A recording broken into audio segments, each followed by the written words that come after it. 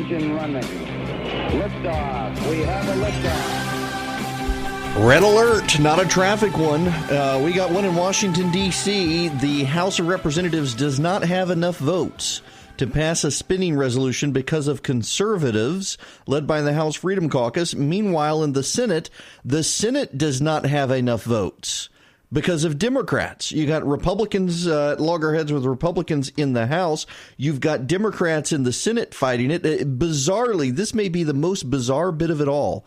Dianne Feinstein in the United States Senate has released a statement from her office saying she's a no vote and at the same time saying she doesn't know. People die, accidents happen.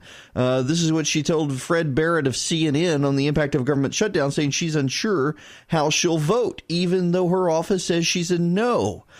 Democrats have for years been telling us that you cannot shut down the government. The government is vitally important to our lives. The government is necessary, that people will die if the government does not operate on a daily basis. That is what Democrats have been telling us. And so now we've got this situation in the Senate where Democrats are saying that they may shut down the government. After years of telling us people may die if the government is shut down, they're thinking they want to shut it down. Their only saving grace is the Freedom Caucus in the House, which also apparently is causing problems for Republicans when it comes to spending. They want some resolution. They want some, oh my goodness, and now there's another, oh gosh, this is... Okay, we'll get to this one in a minute. Oh, mercy. So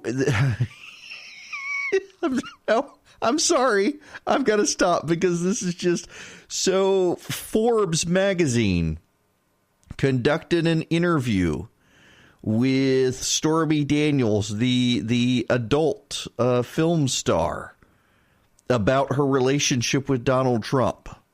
And according to her, Donald Trump would make her no. What is this? I'm sorry, I misread this article here. No, it's not that she conducted an interview with Forbes magazine. It's that Donald Trump liked to be spanked with Forbes magazine and also liked Shark Week.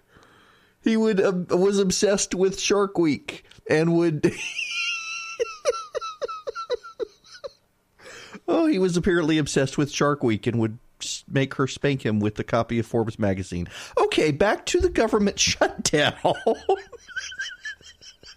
Oh, just when the world can't get more absurd. Come quickly, Lord Jesus. So there are no votes for this bill in the House or the Senate. There are no votes. And they are scrambling desperately to try to figure out what they can do. The Senate House leadership is right now at this moment saying that House leaders are going to hold the continuing resolution vote, whether they have the votes or not. They're going to put it out on the floor. They're going to see who opposes it. Democrats in the House don't want to vote for it either because of the immigration provisions that are not included. In the Senate, they don't want to vote for it because of immigration. So Democrats are willing to shut down the government over immigration issues. House conservatives are willing to shut down the government over spending issues, which seems to make more sense. So we're kind of at loggerheads on both sides. It is a really bizarre situation. And of course, Democrats and the media have the standing rule that only Republicans can shut down the government. So it's very interesting to see a bunch of Democrats in the Senate coming out saying they're going to shut down the government. The reporters are having a real hard time trying to figure out how to play this because only Republicans are supposed to be able to shut down the government, yet Democrats are taking credit for it. But no one's spanking them with a copy of Forbes magazine while watching Shark Week. That's a whole new one for me. Okay, so here's the fascinating situation here.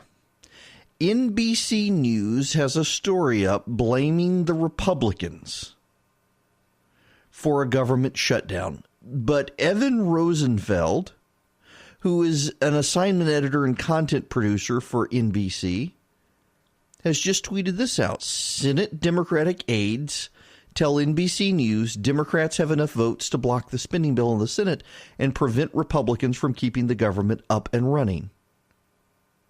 So it's on the Senate side, it's the Democrats. And yet the media is beside itself trying to blame the Republicans for this. Mike Emanuel from Fox, by the way, let me just read this to you, is reporting 2 Senate Democratic sources tell Fox Democrats believe they've got the votes to block the continuing resolution. GOP is going to need help from Democrats to break a filibuster, and the bill may be in trouble in the House first. So there's no resolution in any way, shape, or form here. And now what's going on with Dianne Feinstein? This is very interesting. You should understand. Dianne Feinstein, again, the California senator, she sent out a press release from her office saying she would vote against the Republican spending resolution and as a consequence shut down the government. But when confronted by reporters, she herself is saying she's not sure if she will, even though her office already said she would. She's not sure if she will. And the reason she's not sure if she will is because people might die. People could get hurt if the government is shut down. Oh, poor her. The reason that her office aggressively pushed this out ahead of her, and it is intentional, her office tried to get her out there in a position, and she herself has kind of sabotaged her office's efforts. It's because Democrats in California have decided Dianne Feinstein is too moderate. Democrats in California have decided they have an opportunity to move radically to the left of an already anti-gun liberal like Dianne Feinstein. Now, Feinstein was never as liberal as Barbara Boxer, but she is definitely left of center when it comes to abortion rights, gun rights, everything else. Dianne Feinstein is very much to the left. But the Democrats have decided in California it's time for them to go off the deep end of progressivism, modern American liberalism. And so they are challenging Dianne Feinstein, and they're challenging her from the political left. So her office is trying to get her out there on all of these issues as some sort of vanguard champion of American progressivism. So they rushed out there with a press release saying, hey, Dianne Feinstein is going to vote for a government shutdown. And then when reporters confronted her about it, because that's completely out of character for Dianne Feinstein after years of telling us Americans would die with the government shut down, it turns out, nope, not necessarily. Not necessarily. She may still be for it. We'll see. Goodness, they got to coordinate their messages better. So will the government shut down? CNN has a shutdown clock up. We will keep you up to speed here. We've also got the adoption legislation in Georgia. The Republicans in the Senate have scuttled faith-based protections for faith-based adoption agencies. They don't think it's needed. They did do one good thing in the adoption measure, which may also get it killed because it's something churches want. Why is our governor so hostile to people of faith when it comes to adoptions and whatnot? I have no idea. We'll bring you the latest on that, the latest on Trump, and apparently the latest on people who want to be spanked with copies of Forbes magazine while watching Shark Week. This is such a weird news week already. If you're a longtime listener to my radio show, you know I've advertised for a mattress store that I've used a lot even before I was in radio. And with the rise of online mattresses, I've always kind of liked to go into a store, but my kid wasn't very happy with the mattress that she had in her room. Very, very firm mattress. And she was pushing me for one of these Casper mattresses because, well, you see them on the internet all the time, and she knew people who had them. And we actually got the Casper dog bed, and our dog, Maggie, loves the Casper dog bed. Yes, you can get a dog bed from Casper. So we took a chance. And, you know, she likes it. If anything that will get her out of sleeping in her brother's room into her own room, I'm taking a chance on. And this is one of those things, and it worked. So the Casper mattress, it is one of the newfangled mattresses that comes in a box to your house. You order it over the internet.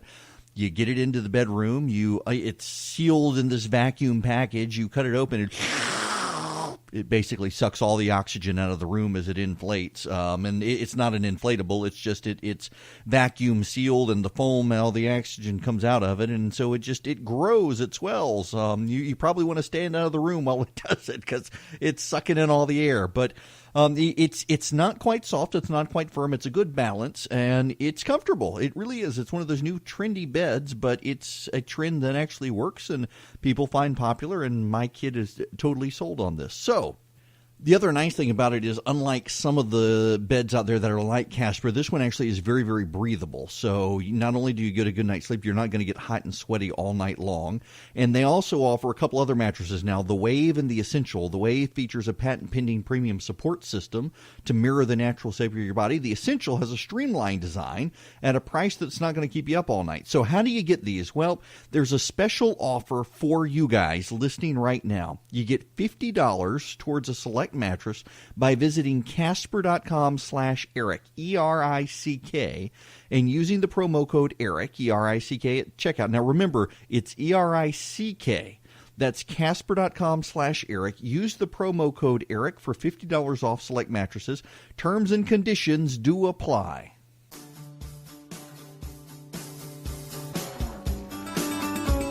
A Delta 757-200 with 131 passengers on board is being forced to make an emergency landing at LAX due to mechanical problems. It apparently just took off from LAX, headed back east, it appears, to Atlanta. So we will monitor the situation here.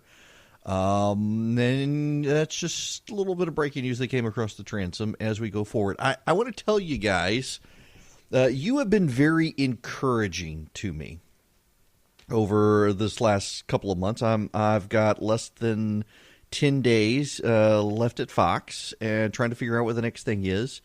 And I got approached by some folks who liked an idea I had, and we're going to go forward with it. And that is, we are going to do a new video series on how families of faith get through a world without faith. How do you deal with your kids and social media? What you should know about Snapchat as a parent, and Twitter and Facebook, and getting your kids through social media. And what about work ethic for your kids? And should they work? What should they do around the house if you got new kids? And how do you raise your kids in a world that's hostile to your values, and navigate them through the culture war and explain that to them without being a seen as someone who's just intolerant, and you're going to get called intolerant anyway. So how do you deal with that? All of these issues. There are so many of them. How do you leave the house? There are so many people of faith these days who want to just build a high wall around the house. You want to close all the blinds. You want to cancel the cable. You throw away all your iDevices. Cancel your cell phones, and you can't because you got to go into the world. You got to go out there to work. You got to go out there and build relations. Scripture tells you to seek the welfare of your city. So how do you do that in a place that has no faith or is hostile to your faith? And so we want to explore these issues over the next year. This will be a web series. It will not be on TV, at least at first, unless it gets picked up. But we'll put it on YouTube and the Resurgent and whatnot. We are calling it Family Matters, tentatively. And we're hoping to interview Louis Giglio and John Piper and Rosaria Butterfield and great experts in their fields, pastors and others, to try to help you get the answers you need to raise your family in a world deeply hostile to your faith, increasingly hostile to your faith. So if you want to get the details of the announcement, I'll keep you informed, but we have set up a keyword. You can text faith to 345-345. Text the word faith to 345-345. And when we are ready to announce the series officially and launch it, I will send you guys the links on how you'll be able to get access to it. I'm very excited to do that. I am also excited by the WSB cruise. We're doing a listener cruise. If you've been gone and you're just coming back, we're doing a cruise for listeners. We're going to Monte Carlo and Rome and Florence and Barcelona, and my family is coming. When I wrote Before You Wake, one of the things I wrote is that it's important, I think, for families to travel and see the world and realize how big and expansive and interconnected the world is and build memories together, and want you guys to build memories with me and my family. So stay tuned for details on this cruise. When we come back, what happened with the adoption bill in Georgia?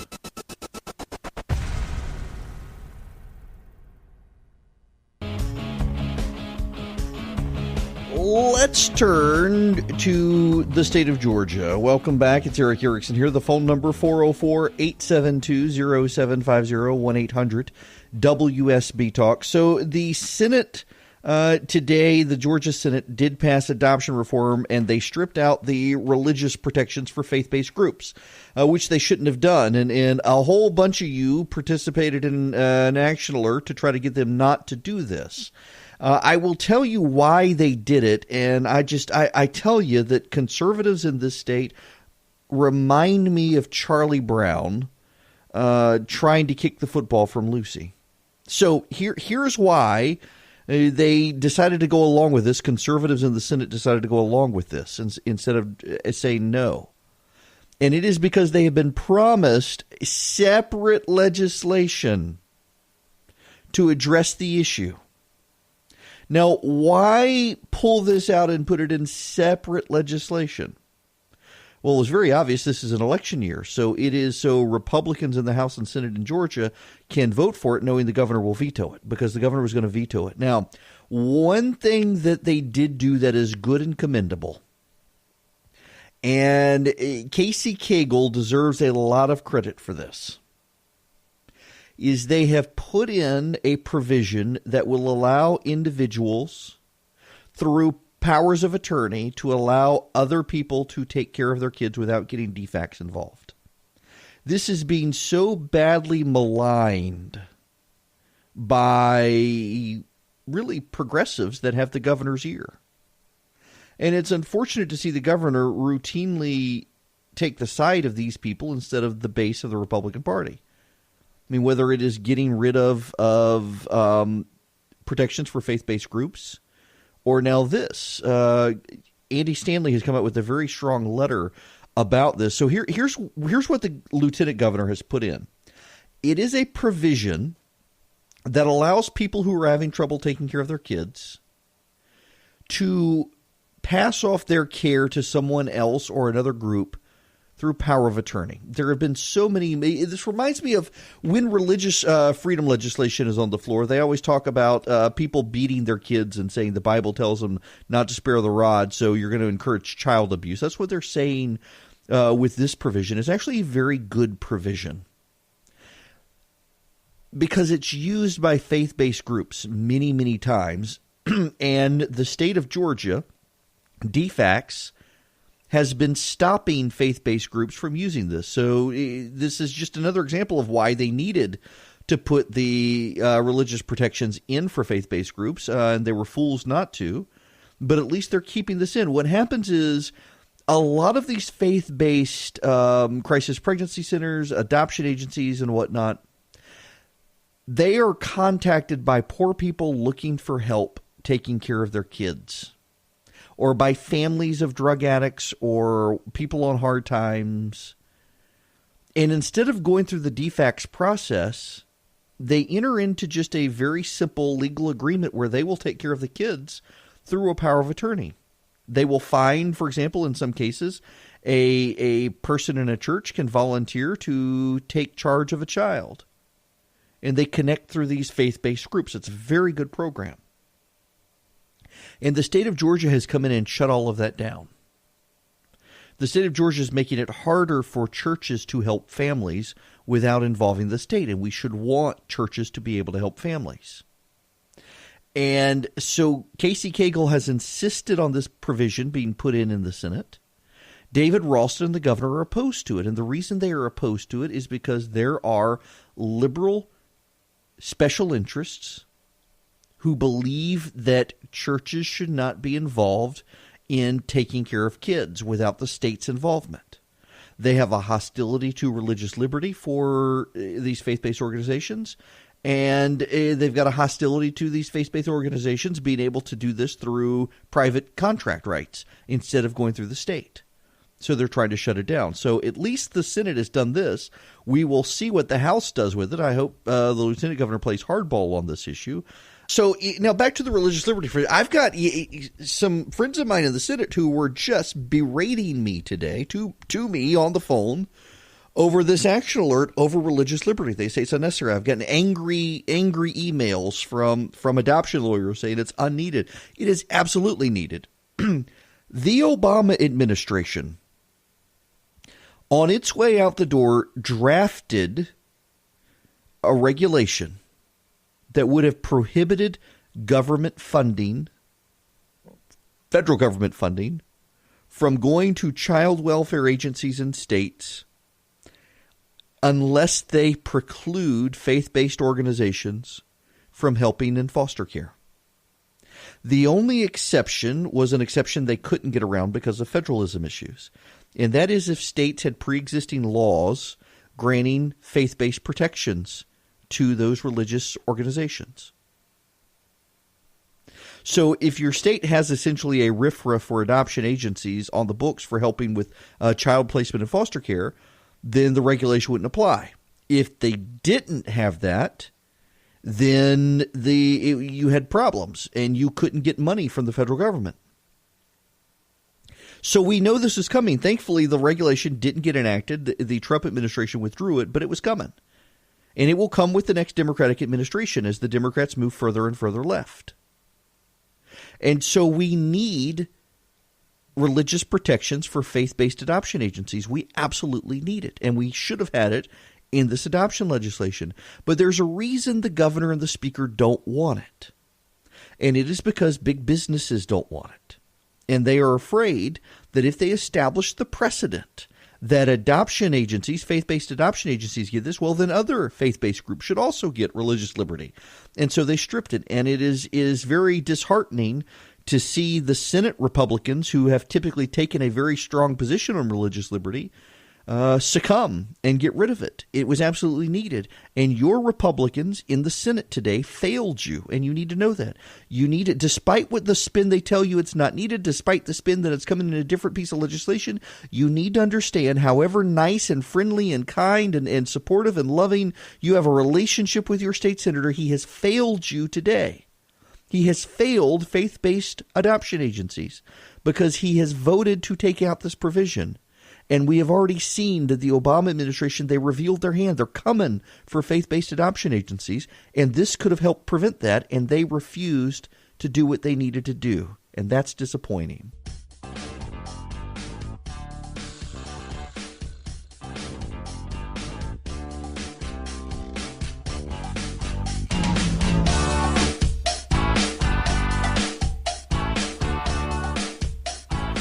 It is 56 after the hour. The phone number 404-872-0750, 1-800-WSB Talk. Now, I've gotten some emails from you guys about the cruise. How do you get information on the cruise? Well, so the cruise, we're going to go to Monte Carlo, and then we're going to go from there to Antibes, France, and then we're going to go to Florence and Rome. Then we're going to go to Corsica, Majorca, and Ibiza. And then we're going to go to Barcelona. It's going to start on July 2nd. It's going to be a week cruise. It's going to be basically a Ritz-Carlton on the seas. You don't have to tip people. All your meals are included. Your Wi-Fi is included. Your drinks are included. They're even going to put a mini fridge in your room. You can tell them what you want them to stock it with every night. It's just going to be fantastic. Me and my family, we want to build memories. We want you to come with us to build memories. If you want to go, text the word cruise to 345-345, and I'll send you the link to the travel store so you can get information on the cruise. I'm so excited about this. Now, when we come back, we got to move on to other matters. The immigration issue, the Democrats and the Senate Republicans have a plan. They've got a veto-proof plan, maybe.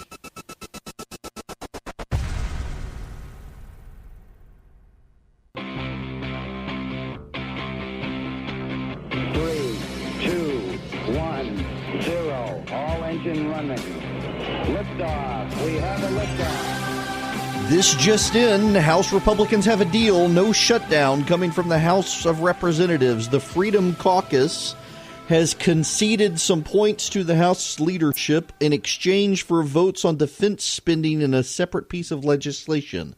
There will still be maybe 10 to 12 Freedom Caucus members who are going to vote no on the continuing resolution, but that's not enough.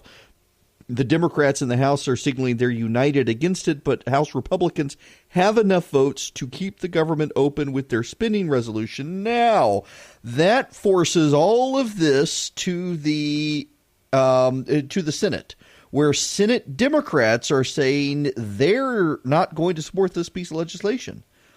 Senate Democrats say they're still going to oppose it, and they're going to oppose it on the issue of immigration. So the government may still shut down. But what's key here is that Democrats were hoping that they would have House Republicans to blame. If this couldn't get out of the House of Representatives, Democrats would have House Republicans to blame, and the media would buy it.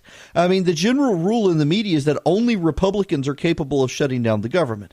Doesn't matter whether Republicans are in the minority or the majority, they are only ones who can be blamed for shutting down the government. Well, now, in this situation, that the Senate Democrats refuse to vote for the spending measure, and the House Republicans are going to vote for the spending measure. So the Republicans are voting to keep the government open. It's the Democrats in the Senate who are now blocking it.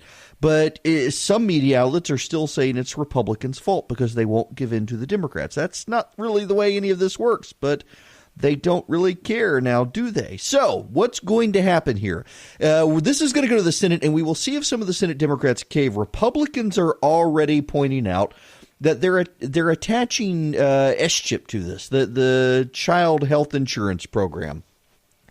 I'm a big advocate of getting rid of SCHIP. I don't think it's the business of the federal government to do this. And I know that makes me cruel and heartless, and it is appalling to see Republicans who have long opposed the program now cheering on keeping it going so that they can use it as a bludgeon against Democrats. That's disappointing to me. I don't think that SCHIP is a program that the government needs. It's a program that states should do. But all that being said, Republicans are going to use this, and they're going to use it as a campaign issue against Democrats when the government shuts down, if it does. When the government shuts down, what they're going to do is run ads in Missouri against Claire McCaskill, Montana against John Tester, North Dakota against Heidi Heitkamp, and West Virginia against Joe Manchin, and on they go, saying that the Democrats voted against the child health insurance program. How dare they? The Democrats voted to shut down the government to benefit illegal aliens. How dare they? And it'll keep going. Nothing will change. And, of course, the media will largely ignore this. The question, though, is, do people in these states ignore it? And I'm not exactly sure if they will. We'll find out. That's what's happening in Washington, D.C. And you know what we really haven't talked about yet is immigration. What are they going to do? What are they going to do? Well, here's the deal. Lindsey Graham has a plan.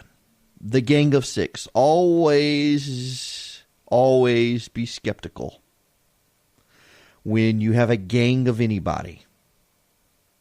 What they're going to do is the plan I talked about the other day. They've largely released the outline of it, and they're pushing to tack this onto the spending bill to get this out of the Senate. They may not be able to put it on the spending bill, but they do have 62 votes for it, and that is important because 62 votes overcomes a filibuster. 62 votes gets this out of the Senate when some Republicans want to oppose it. Doesn't guarantee it'll pass the House, but if the Gang of Six does this, it may be able to get enough Democrats and some Republicans in the House to go along with it if they'll put it on the floor. Whether or not Paul Ryan does is another matter, but they may have the votes in the House as well. So what would it do? Well, it would allow dreamers to stay in this country and after 12 years give them citizenship. They would have had to have proven that they were in the country by, I think, August of 2012 when the president implemented DACA.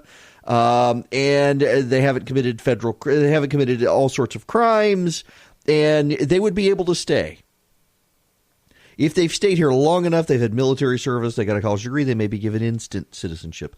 There would also be funding for border security. They would not build a wall, although they would fund the initial exploration of building the wall. They would also increase border security. On top of that, they would let the parents of the DACA recipients stay. Now, that's a big sticking point in the House of Representatives because Republicans in the House of Representatives don't want to let the parents stay. Let the kids stay, just not the parents, because the parents are the ones who really broke the law. They brought the kids over here when they were small. I do need to tell you as an aside, I've gotten some emails from listeners who are asking why I haven't talked about the man from Michigan who was deported after living here for 30 years. His wife and kids are here. I mentioned it briefly the other day, but why haven't I updated it to say he was a drug dealer and that's why he was deported? This item has blown up social media. It's all over Facebook. You know the story I'm talking about, I assume. There's a man who's been in this country for 30 years. He was brought over here by his parents. He did not come here by himself. He came here as a baby, and he knows no other country.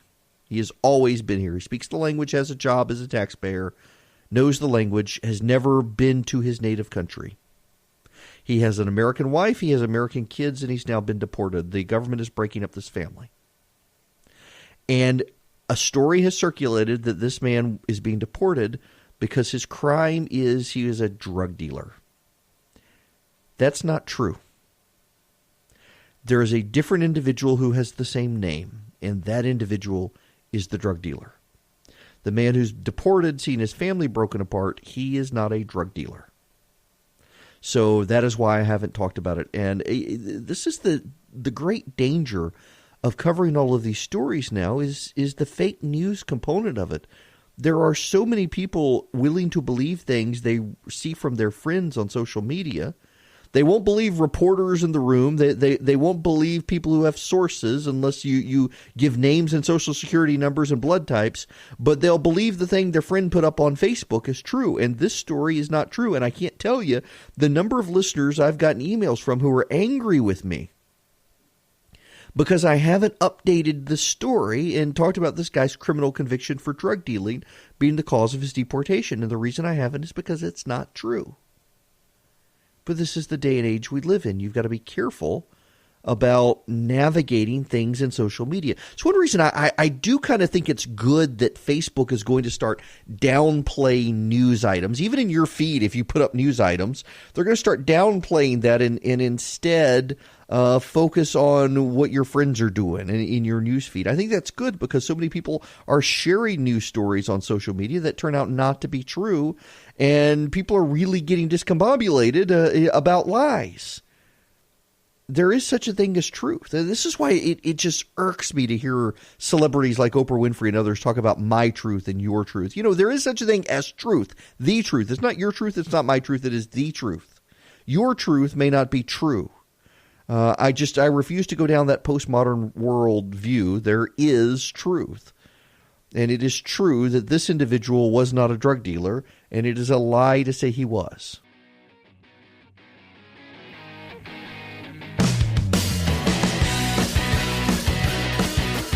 It's 26 after the hour. I am Eric Erickson. Y'all, it's just this Stormy Daniels. I'm trying to avoid it. I really am. You know, let's focus on Amazon. Atlanta is in the top 20. Well, you know what's so crazy here is Governor Deal and the Republicans in the legislature oppose a religious liberty legislation because Amazon and the Hollywood studios that do business in Georgia oppose it. On the list of 20 cities that Amazon is considering, 12 of them are in states that have religious liberty legislation. 12 of them are. Just silly to me, just silly. By the way, if you want to subscribe to my daily email where I'm keeping everybody abreast of this stuff and the action items like adoption and whatnot, and also get the podcast of the show, text the word show to 444-999. Text the word show to 444-999, and we will get you signed up for that stuff. Also, we've got coming up the interviews with gubernatorial candidates in Georgia. And I will have more information for you shortly on that. I think they're all filled up now. Brian Kemp said to be rescheduled. We're going to do it on February 1st. I got to get to the people who already signed up for it. I got to let them know. So in any event, when we come back, The March for Life happens this weekend, and I do want to spend a little bit of time talking about what's going on. There is a big issue coming out of the Trump administration this evening as well. They are going to establish a Conscience Protection Bureau within Health and Human Services. And the reason why is just like the Obama administration. One of the reasons we needed religious liberty in the adoption legislation is that the Obama administration wanted to prohibit states from working with faith-based entities for adoption and foster care unless those groups abandoned their long-held views on marriage. Well, the other big issue is abortion. And the Obama administration was working on regulations to force licensed doctors and pharmacists to perform abortions and provide abortifacient drugs, even if their conscience said no. And I think it doesn't get talked about enough in our society that there really is an ongoing war against people of faith over these culture war issues that hasn't let up. And I do wonder if Republicans aren't doing enough to exploit this issue in 2018 and at least keep some voters home who don't want to hand everything over to the radical left. We'll talk about it when we come back.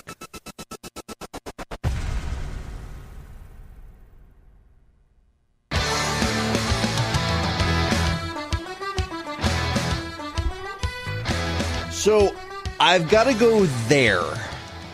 The topic that everyone tells you never talk about on radio. You know, there actually are topics that even conservative hosts on radio will never talk about unless they are directly relevant to the news. And there's market testing and whatnot, and I tend to totally ignore many of those things because, you know, I talk about faith and culture a whole lot more on my radio show than pretty much any other conservative host in America.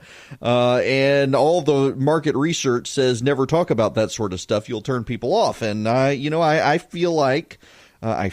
think that if I'm interested in something enough that many of you will find it interesting. I try not to delve into it constantly or consistently on a daily basis. I try not to be preachy, occasionally cross that line, but I try not to do it on a regular basis.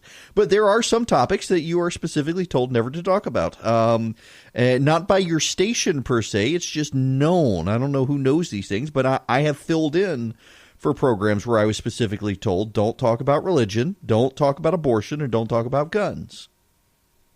Unless they're in the news.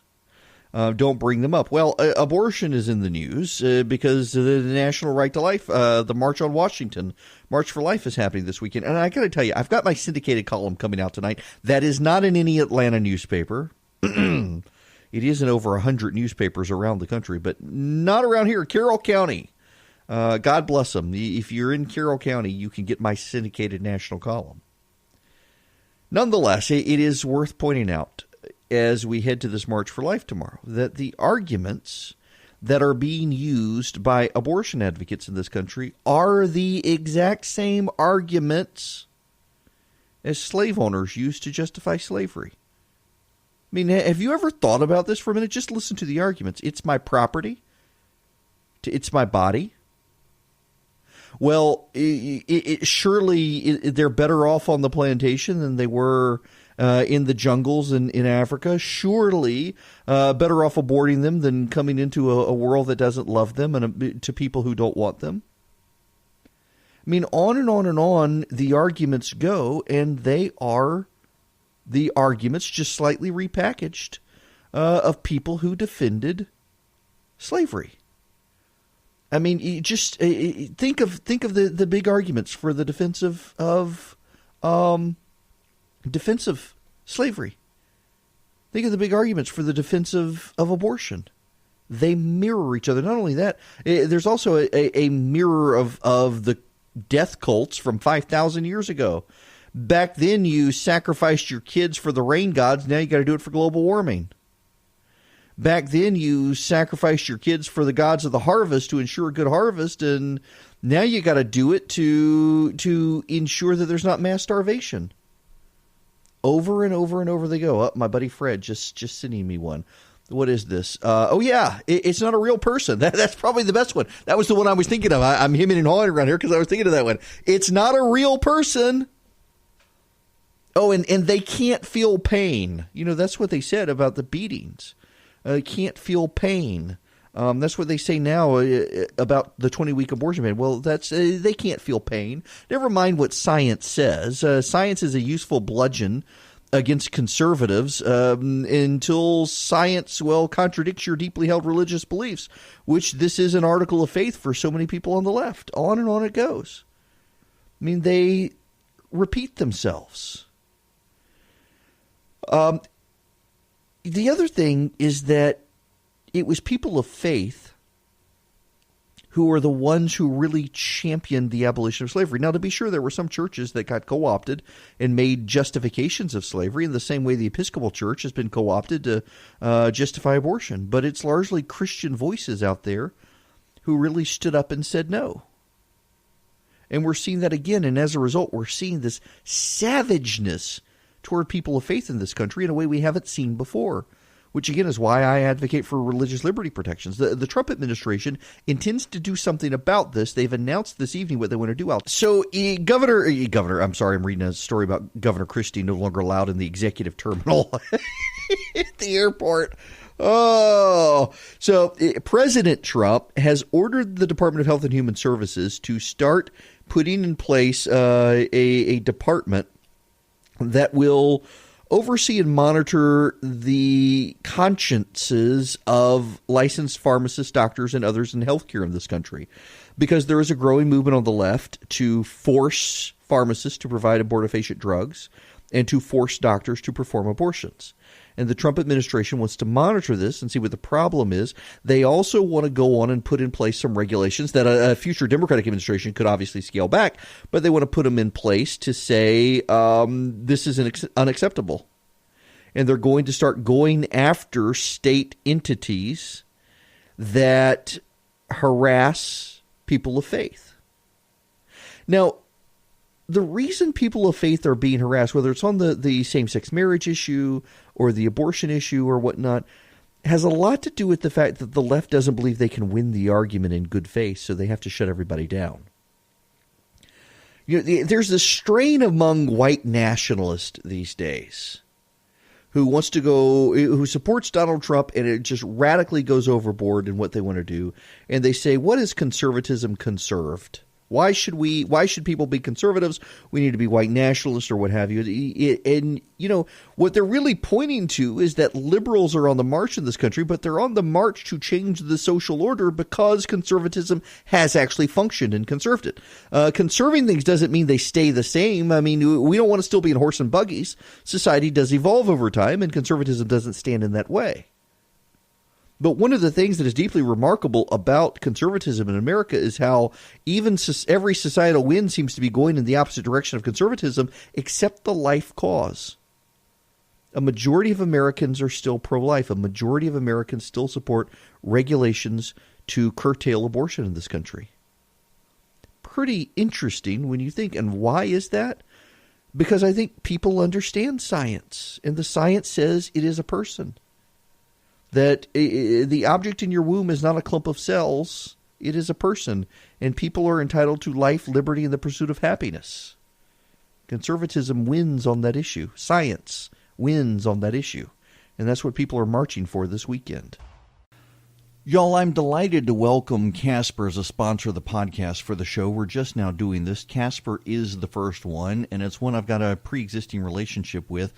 After years of supporting a particular mattress store, my kid wanted one of the online mattresses, and it happened to be Casper. We had gotten one for our dog. Casper actually makes a dog mattress that our dog Maggie loves and uses regularly in our room, and Evelyn wanted one in her room, so we gave it a try, and she has been quite happy with it. So it's kind of become a guest room mattress as well, so we'll put people in there, and everybody seems to like this mattress. It is a comfortable mattress.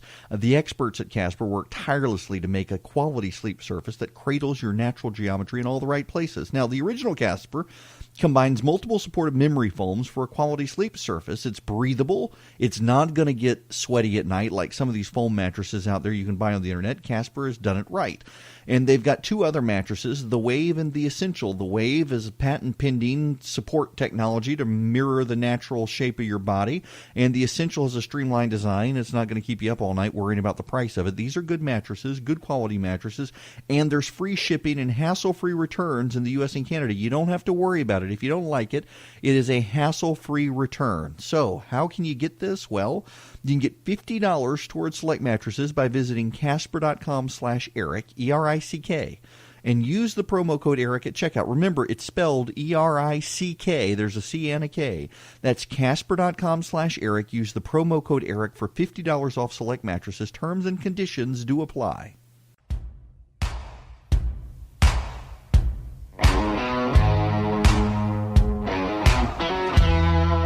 It's 56 after the hour. Y'all, you have been so encouraging to me over these last couple of months, and this idea I had about doing a video series on raising the family in the 21st century. And because, when we were growing up, we didn't have the internet. We didn't have Snapchat, Facebook, Twitter, Instagram. We didn't have any of that. And now your kids have easy access to pornography. You're living in a world that is increasingly hostile to your faith. You don't want to lose your kids to a world that doesn't have faith. So, what do you do? And I don't have all the answers, but I certainly know people who are experts in these things. And so we're going to do this series. It'll be a video series. It'll be available online. It'll be available at the Resurgent. Partnering up with some people you would know from a TV show that used to be on A&E. It should be an awesome time with their producers, at least. If you're interested, for more information when we release the announcement, text the word faith to 345-345. Text the word faith to 345-345. I can't wait to share the details with you when they come out. It should be a lot of fun. When we come back tomorrow, I'll have the latest on this government shutdown.